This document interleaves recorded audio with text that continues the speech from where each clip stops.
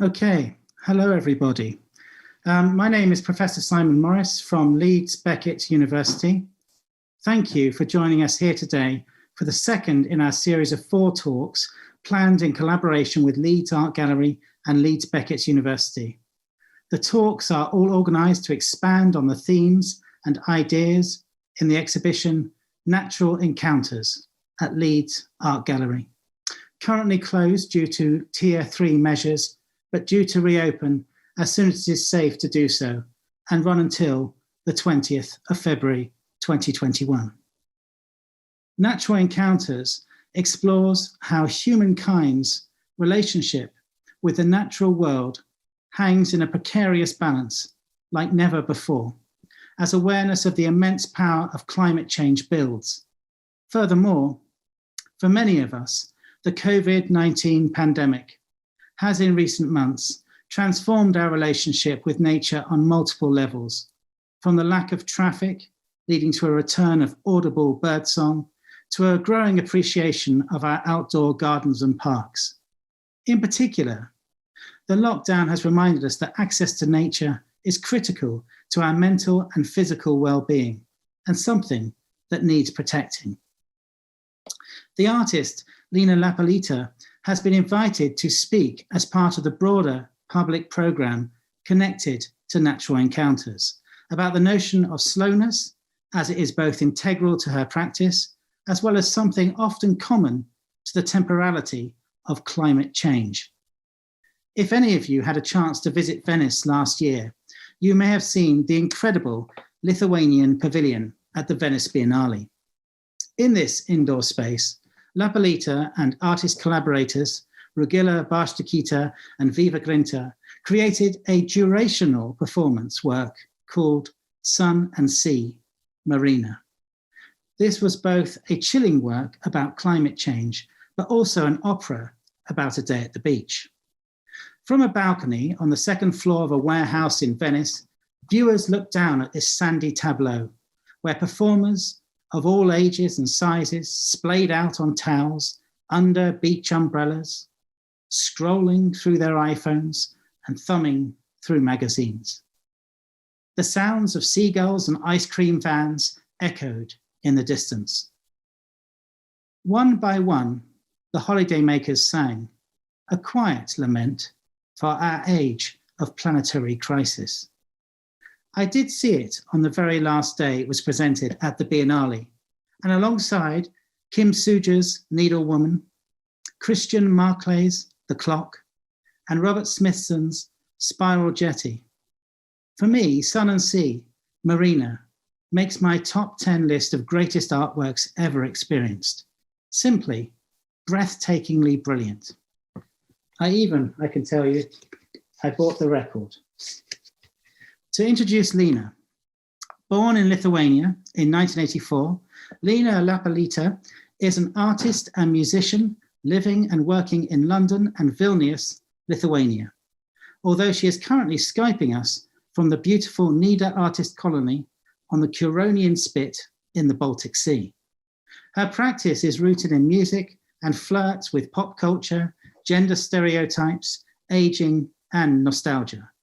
Her work engages trained and untrained performers, often in an act of singing through a wide range of genres, including mainstream music and opera.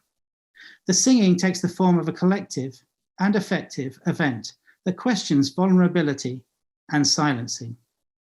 Her performance works have been shown in the Serpentine and Queen Elizabeth Hall, both in London, Mac Bar in Barcelona, and the Cartier Foundation for Contemporary Art in Paris.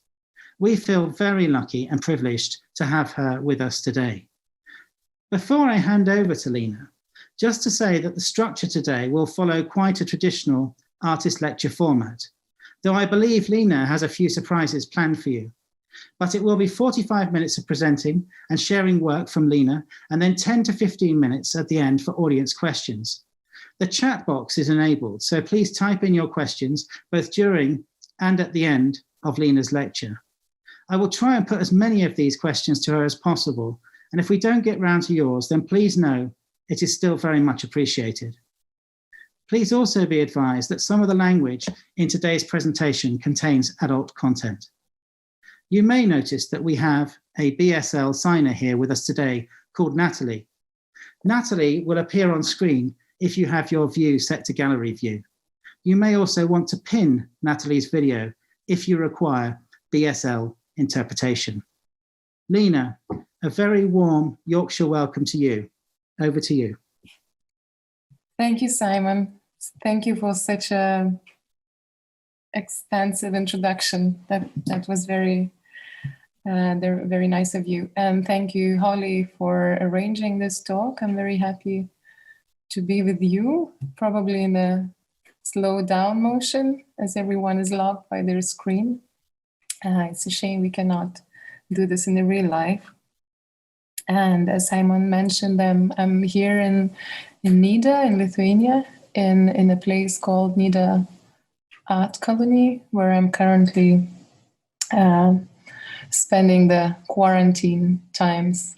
And I'm happy to say, actually, Nida Art Colony was the institution who produced the work at the Venice Biennial. So it's a very dear place and institution to me. So, as Simon mentioned, today's talk presentation, I will go through my works, some of my works, and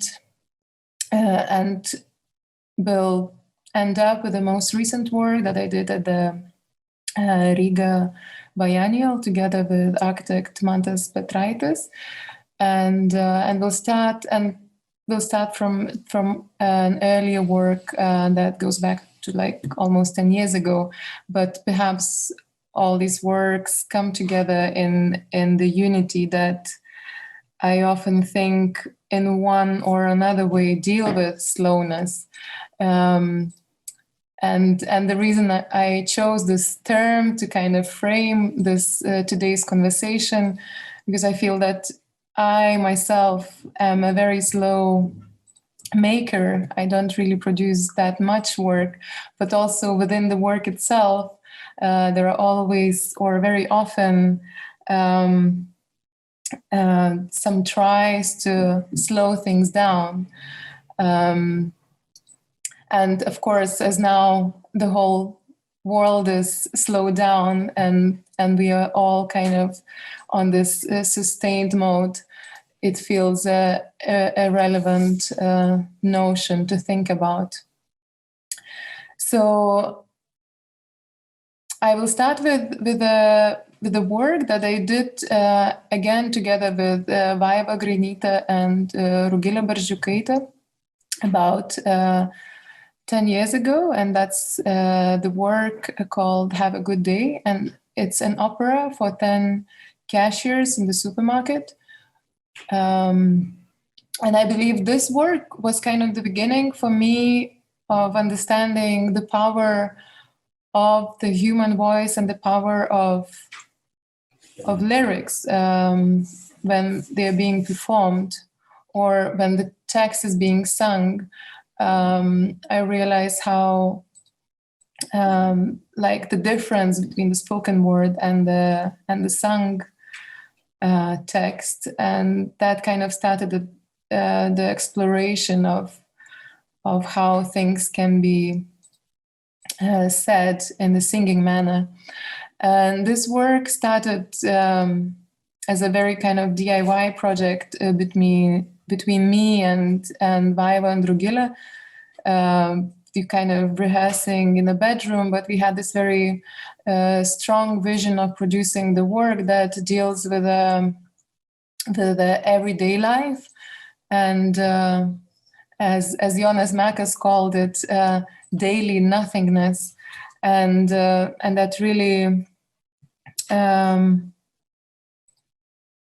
was also a way of dealing with this genre, opera, as we used to think of opera as something grand and talking about the things that, like in traditional opera, the ideas that are touched are often very far away from the real life. So there was this vision to kind of speak about the ordinary people. And cashier became this metaphor of a circle of buying and selling, or consumerism, that we all somehow belong to. Even and ourselves also producing that work become some kind of cashiers. And so maybe we can have a look at the trailer of that opera.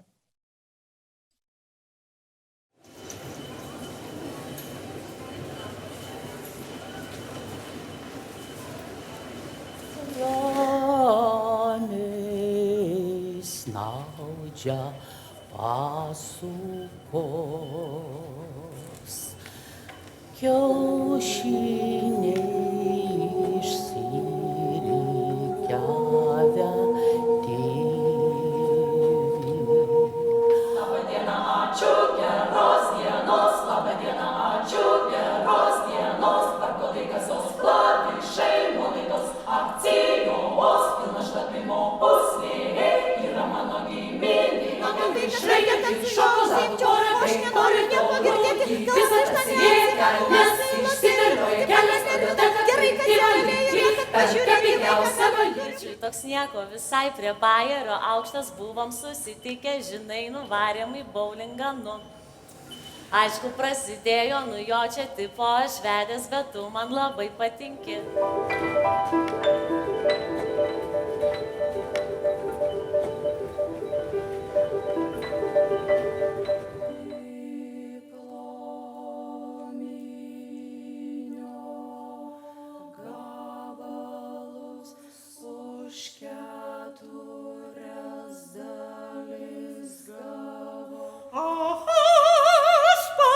Kiekvieną rytą atsikėlusi nusišypsau į veidrodį.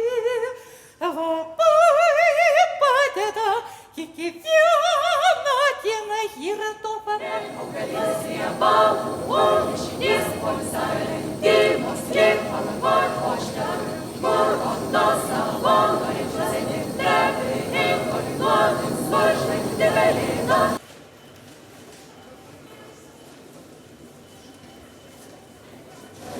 So yeah, we can stop it here. So this work was also a way of thinking of togetherness.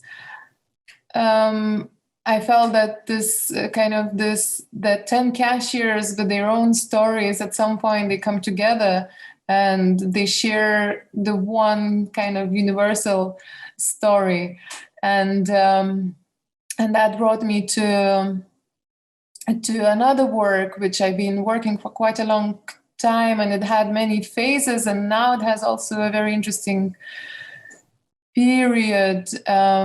It's the work called Candy Shop, and this started off again also trying to not just to think about togetherness of as a collectiveness, because this work involves 6 other artists: Anat Ben-David, Sharon Gall, Angara Davis, Nuria Ba, and Rebecca Lehorox, and Heidi Goldsmith. So it's a group of women performing the songs, hip hop songs, in a very different manner, but that was also a way of trying to slow down that very, very fast speech that we always experience by listening to that particular type of music. And it was also a way of gathering together, trying to understand of what has been said. So Candy Shop started of me just doing this one song by 50 Cent with accordion called the Candy Shop, and then we gathered together to explore more songs, more lyrics, and understanding and gathering more understanding about the songs that we all know so well. That also included a choreography workshop, or like, which then later became a video. We could actually play this video now, where I worked with a group of teenagers, teenage kids, and asked them to literally slow down the hip hop dancing. So this then also became an integral part to the performance that we've been doing for the last 5 or more years now. And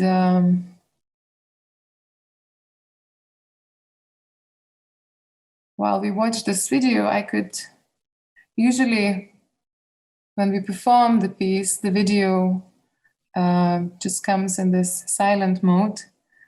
And then straight after the video, me and Anad Ben David and Sharon Gall performed this song by Snoop Dogg. So I'll try to do this with my very little keyboard. Raise your hands if you cannot hear it.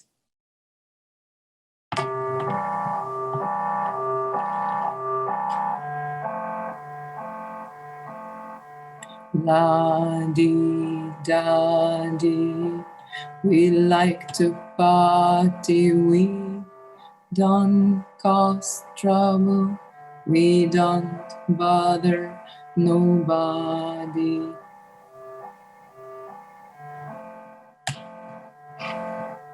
La-dee-da-dee, we like to party, we don't cause trouble, we don't bother nobody.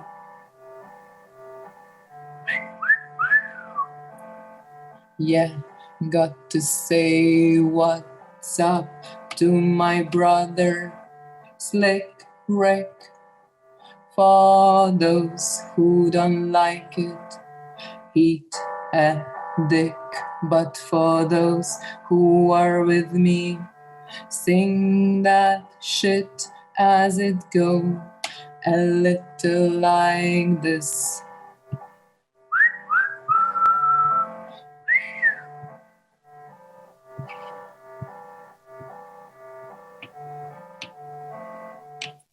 I put some bubbles in a tub so I can have a bubble bath.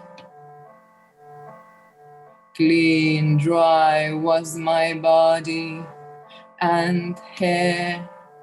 I threw on my brand new doggy underwear for all the bitches I might take home. I got the Johnson's baby powder and cool water cologne. Now I'm fresh, dressed like $1,000,000.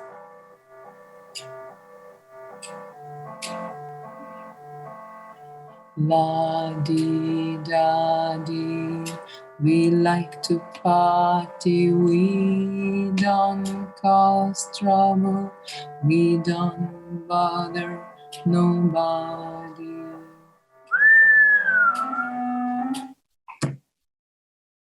So that's about it. Candy shop. And we can stop the video as well now. So again, this work led me to another work, which then, which was performed and commissioned by the Park Nights at the Serpentine.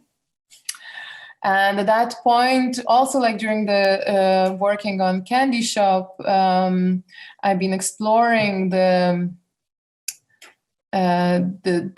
gender of the voice and in particularly the low female voice, as I have experienced in my life women singing in choirs and classical choirs have quite a distinctive roles, like sopranos and altos usually are performed by females, and tenors and bass by male singers. And what I've learned that a lot of people don't belong to these categories, and then I really had this vision of gathering a group of women with low voices, and then the material happened to be the material for singing happened to be the arias that were originally written for castrati performers. In opera, a lot of composers used to write the arias for male singers who have a very high-pitched voice, so that was this kind of shift in the piece, and I never knew where it will take me. So in the end, it was this experiment to see whether we, like a group of women, can actually sound like men, and what does it mean. So these very famous Italian arias I translated to English, so they became quite flat and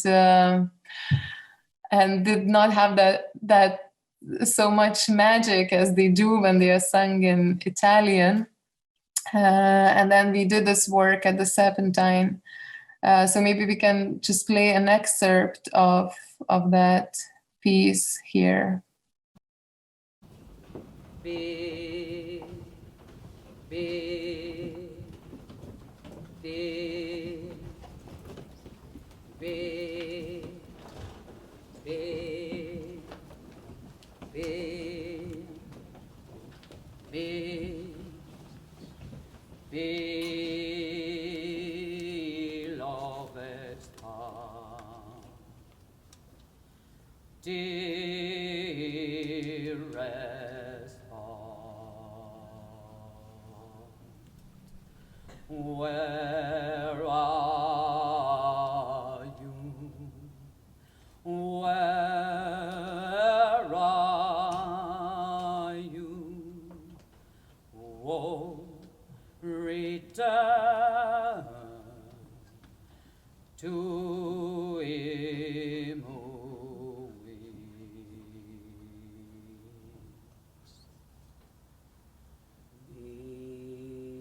Beloved spouse, dearest heart, where are you? Return to him who weeps. Beloved spouse.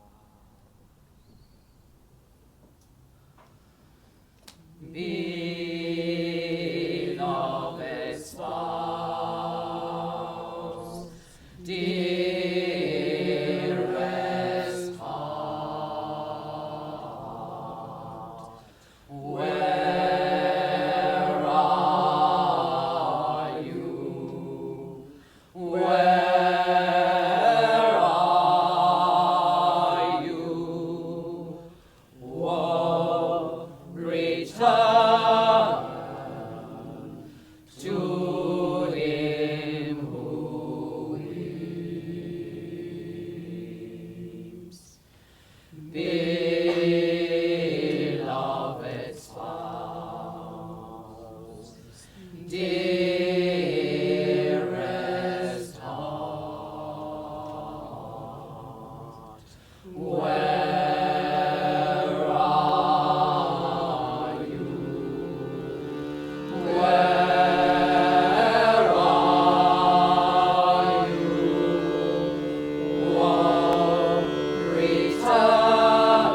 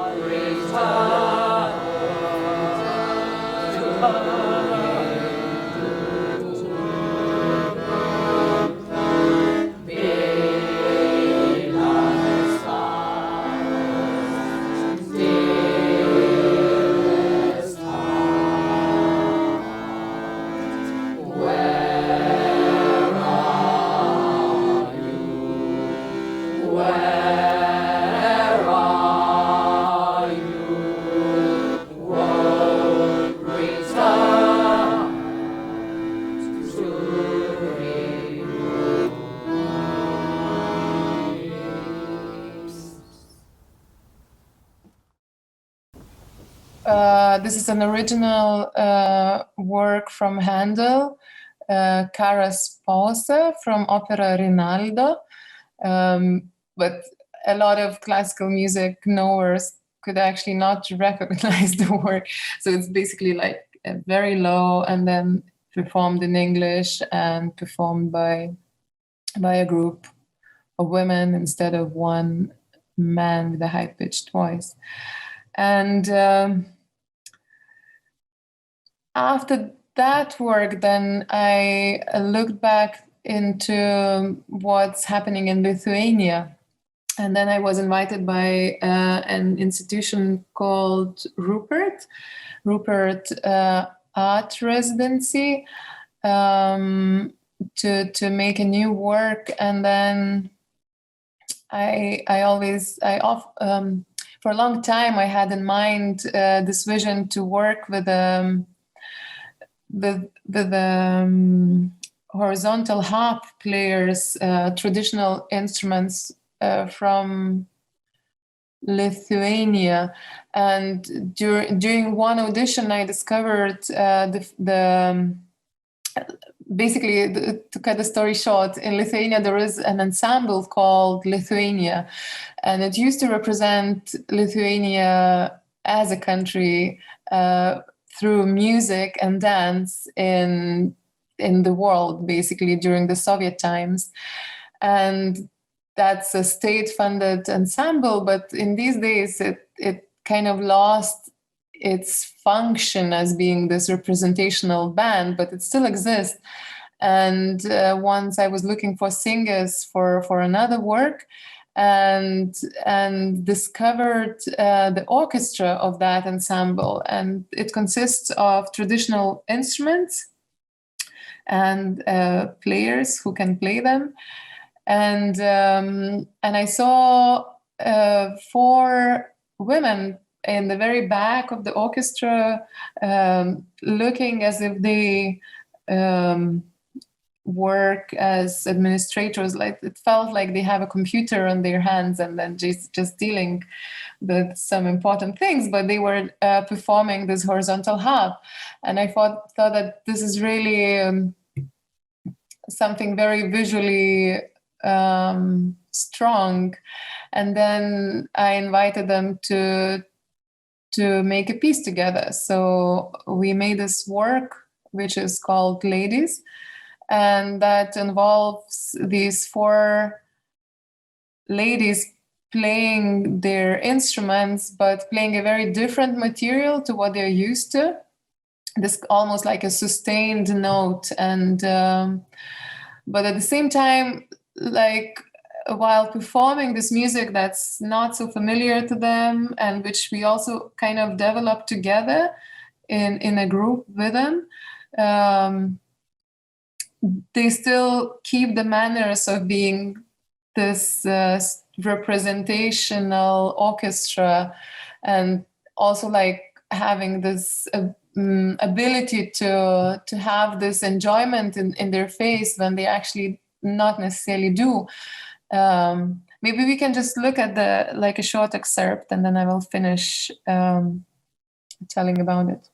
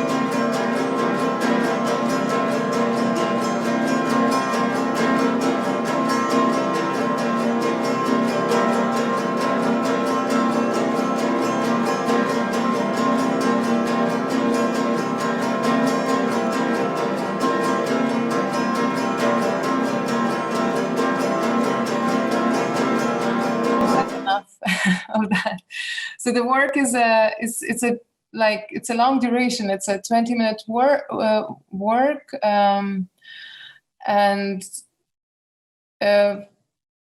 since it's so monotonous, at least me as an audience, if I can be an audience of my own work, I start seeing the people behind the instrument and the experience of these women who've been in that ensemble for more than 30 years, and also like somehow female labor. Like it's so that hand action becomes this choreography almost for the hands and for the working and for the work that they do. So the next work I wanted to share with, it's called Pirouette, which also actually happened at Rupert for the first time, and during my solo show at the Rupert, and this was part of more performances that were situated in the space. And Pirouette was very much again dealing with this like a durational element, because in Pirouette we have two performers. One is a retired ballet dancer, and another one is quite a famous, actually, Lithuanian jazz player. He was the first person to work with me on this piece, but he is asked to play only one note. So on one hand, we have a dancer who is not practicing anymore, and she's asked to spin on her tiptoes for 15 minutes, which is quite a hard thing to do, even for a professional dancer. And on the other hand, we have someone who is really pro in his instrument, but he's asked to reduce the powers into the only one note. But in fact, that one note, again, it has this kind of superior element because the technique that the musician is using, he's using the circular breathing technique, and that means that he can breathe out, he can produce the sound and breathe in at the same time. So then the sound never stops because he's breathing while breathing in while breathing out.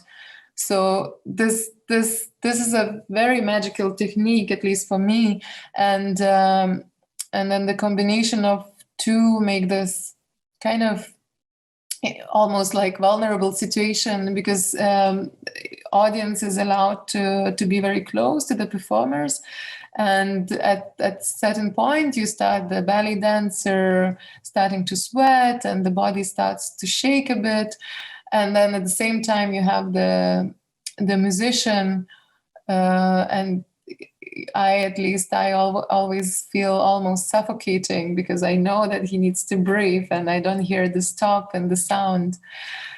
So it's just a very short excerpt.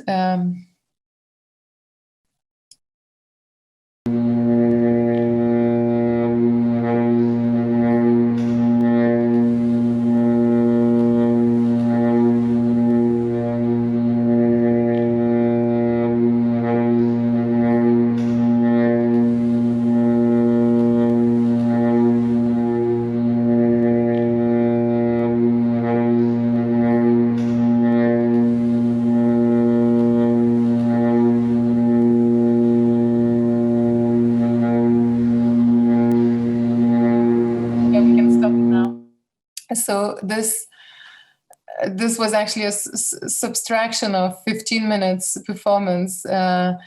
in this half-a-minute trailer.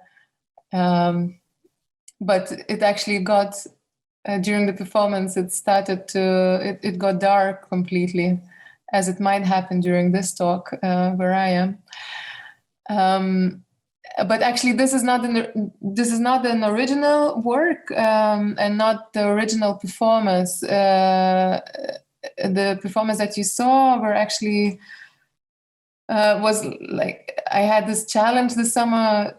I've been asked to bring this performance to the parallel program of Manifesta, and since we were all in this very uncertain situation with the traveling, we've decided that we would produce it locally. So this was entirely produced, me being remotely and not actually meeting the performers in the real life, which I thought it's a very interesting experience that a lot of us probably are going through.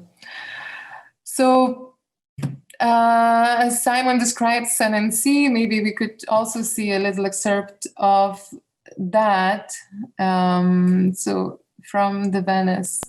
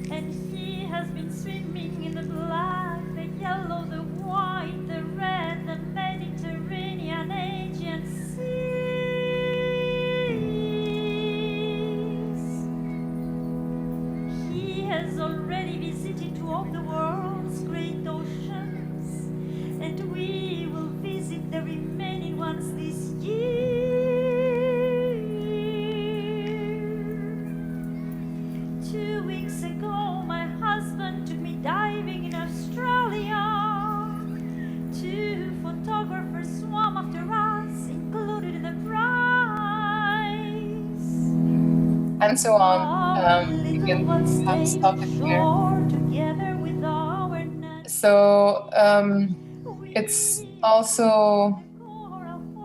it's probably worth mentioning that the work, I mean, we had a lot of different interpretations of it, but I think one very important aspect for us of this work was the man that you see next to this child. There was the aria of a tired man, and he's talking about himself and about exhaustion and how a lot of things pile up inside of him, and once it explodes, then it explodes as lava and like volcano eruption. So for us, the aria of the tired man was always a metaphor of the whole piece, and also of a tired man-tired humanity who is exhausting the earth at the same time while being exhausted themselves.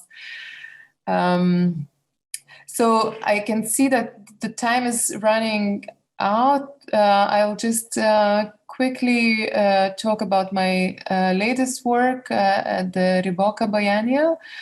And this was a piece, a very site-specific work, which we thought of looking at the history of Riga, and it was actually, the city itself became rich because of the rafting, the river that goes through Riga, Daugava. It involved a lot of wood traffic through the city. So rafts were taken around through the river to reach the western countries. So it was this historical work about the city itself, but on the other hand, it was for me it was always this relationship with nature and power. So even in the installation, we can play this video now. Even during the installation project, I thought how insane and brutal it is to drop like the wood into the water. And I mean, this was a recycled wood that we got from a wood company from Latvia, that after the show was then taken back and used in the pulp industry, which was actually meant to go there even before the show. So then it was this installation of the logs, around 2,000 logs in the water in the bay, and the sound installation. So we can quickly hear the sound that accompanied the work itself. And so, strangely enough, with these trees, some 35 men went into the woods with sharp axes. They were hitting and hitting and hitting up to each other. The beautiful rhythm of power and strength, the knowledge that everything belongs to man. Everything belongs to man. Everything belongs to a man. And the rhythm itself, it sounded something like this.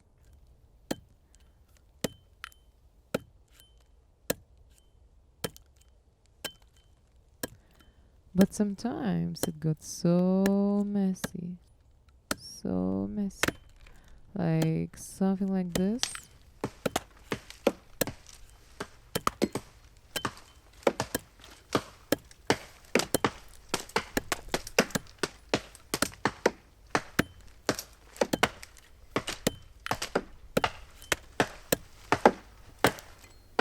And then someone came and said, hey guys, everything would sound much better if you managed to make the beat together. Why don't you make this beat together? So then it could sound something like this.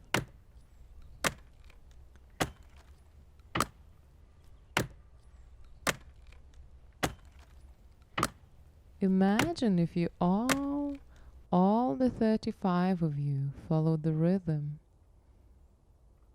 and be together in that rhythm. Yeah, something like this.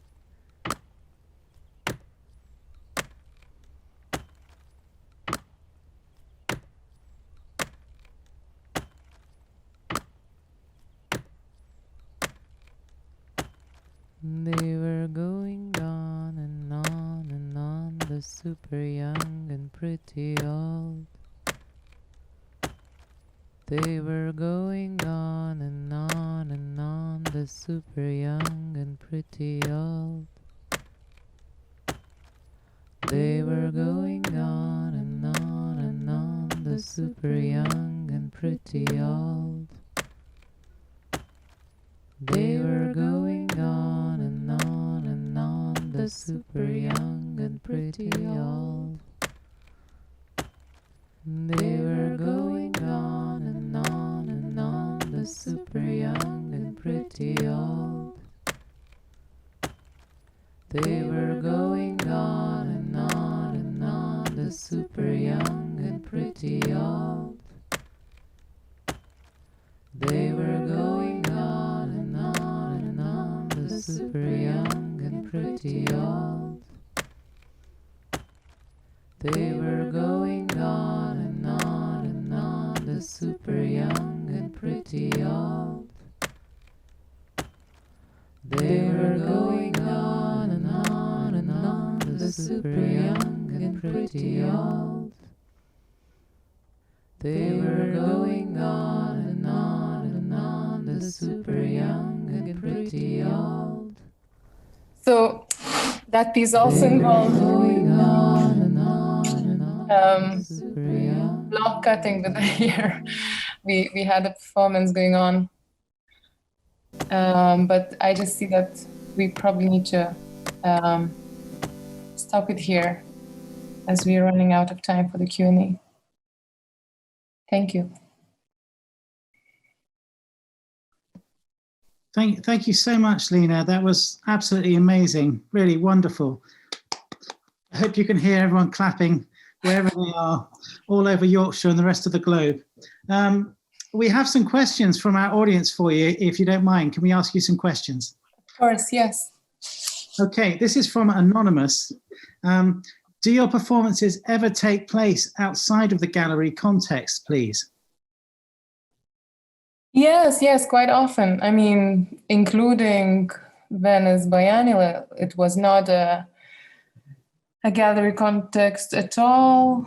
It was an abandoned military base, and including Ribocca. Now the show, the performance, the piece that you just saw, it was a very site-specific. I mean, it is in an art context, but not in a gallery. So I actually probably prefer being out of the gallery than inside it. Yeah, excellent. I've got one from Marion Harrison here, who wanted to know, was Sun and Sea made in specific response to Venice, overpopulated with tourists and large cruise ships, etc.? Yeah, no, actually, the work, we've been making this work for quite a long period of time, probably going back to 2015, when we had this idea of making the work together with Vaiva and Drugila. And then it took us a while until we reached the point of the Venice Biennial, but we firstly made in 2017 or 18, we made a Lithuanian version, and then we always thought that it's a kind of a, the work that touches upon very global themes, and we always wanted to make it in English, and in Lithuania, for the biennial, you can institutions can propose artists, so it's like an open competition. And since we had that work almost like ready, and also we felt that it's really fitting into the theme of the biennial, into the Venice in general as a place where it could happen. And then Lucia joined our team, and then we won the national competition, and then the work traveled to Venice to be performed there, but together with the local cast as well. That's amazing. I mean, I want to also tell people they really need to see this work because it really is extraordinary. I mean, I saw it on the last day it was being shown in Venice, and we trogged across from the Giordani, and we got there so late it was 5 o'clock, and it was the last performance on the last day you were ever doing it in Venice. And the queue was round three sides of the building, and there was a sign about, I don't know, 20 meters in front of us saying an hour to go from here. So we just thought there was no hope. And I said, oh, there's no point. We might as well leave. And my partner, luckily, she's much more patient than me. She said, just wait. And we waited and we got in and it was amazing. But I want to say this because you're about to show it again, I understand, in Germany. So could you tell us when you're going to show it in case people here who haven't seen it may be able to go and see it once we're post-vaccine, etc.?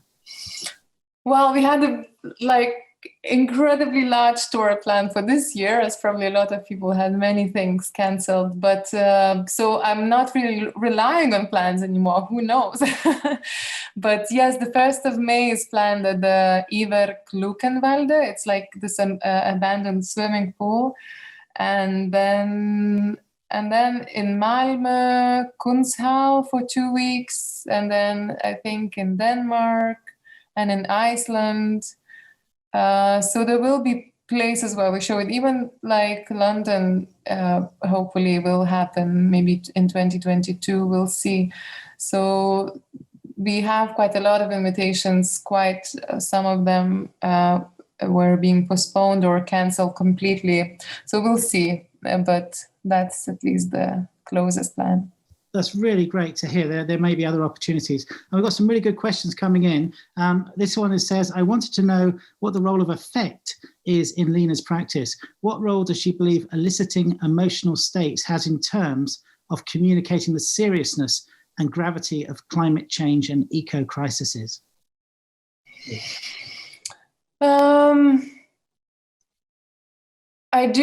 I mean, a lot of people also in our pavilion experiencing sun and sea, there was this mix of emotions and understanding.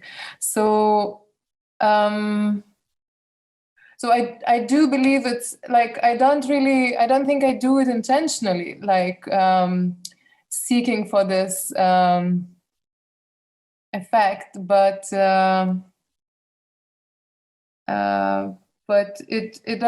it comes into my works,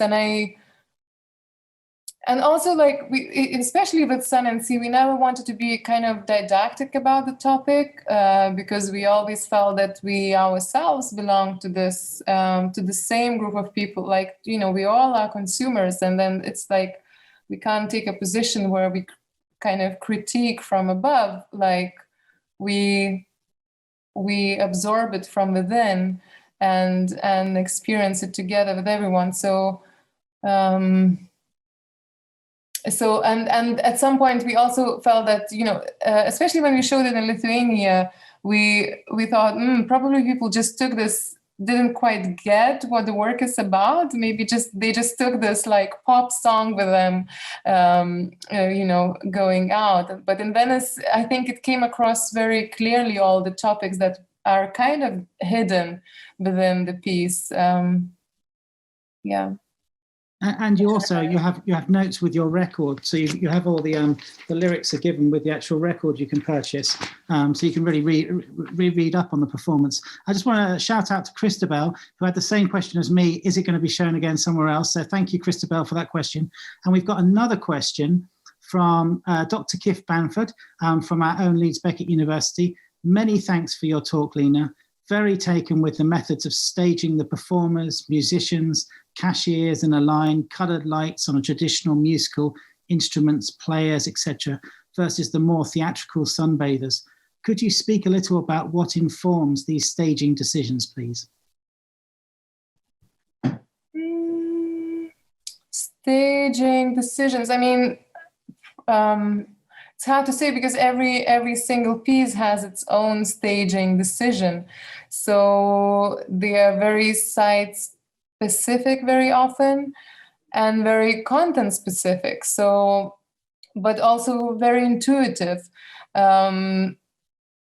in regards to Sun and Sea, we had this vision, it's a collective work. So we had a lot of conversations, what it means, looking from above into humans like us. So one can think of a God's eye or sun's eye, or humans view towards the ant's nest. So that's that kind of staging in my, I believe like in for example the Hunky Bluff and the Serpentine, it's very it was very site specific to the building that was there at that time, the pavilion itself. Then the Cashiers, again, it's integral to the conceptual framework, like why the Cashiers are like on a bit of the pedestals, and the audience is looking up rather than looking down on them. So there are these subtle things that come into decision making. Thank you very much. That's great.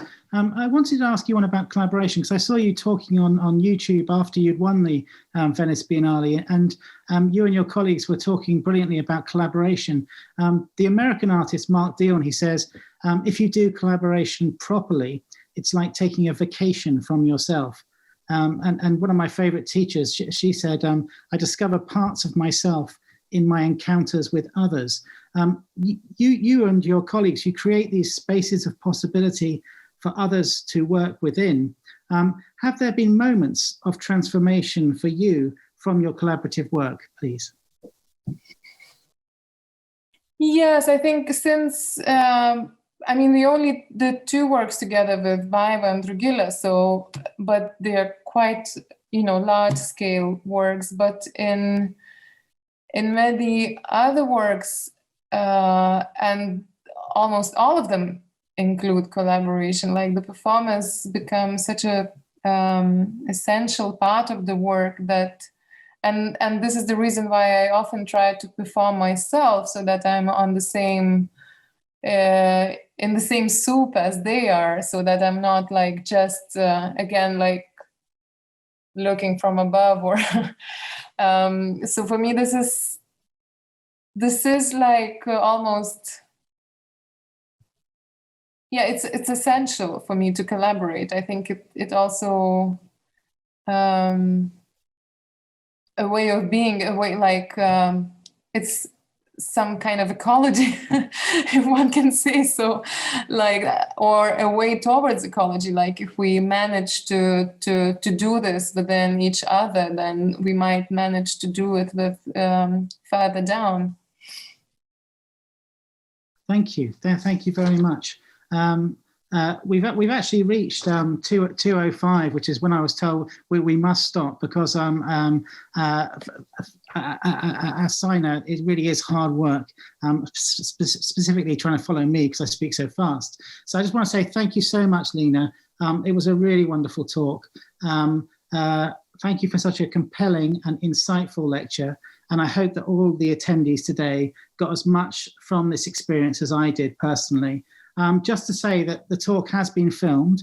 It will be subtitled and made available via our Inside Out webpage.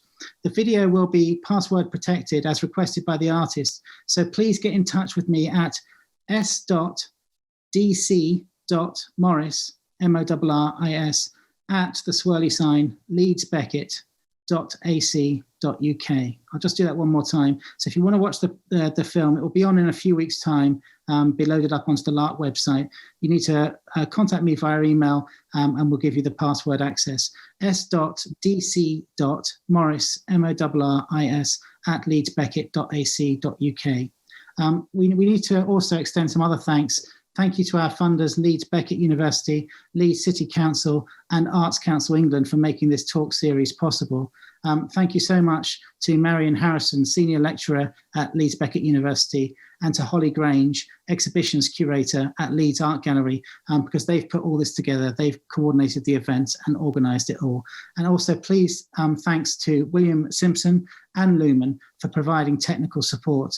I hope you'll join us for our January talks, which will be advertised later in the month. But there really are some brilliant talks, and really, really happy to have you with us today, Lina. Thank you so much.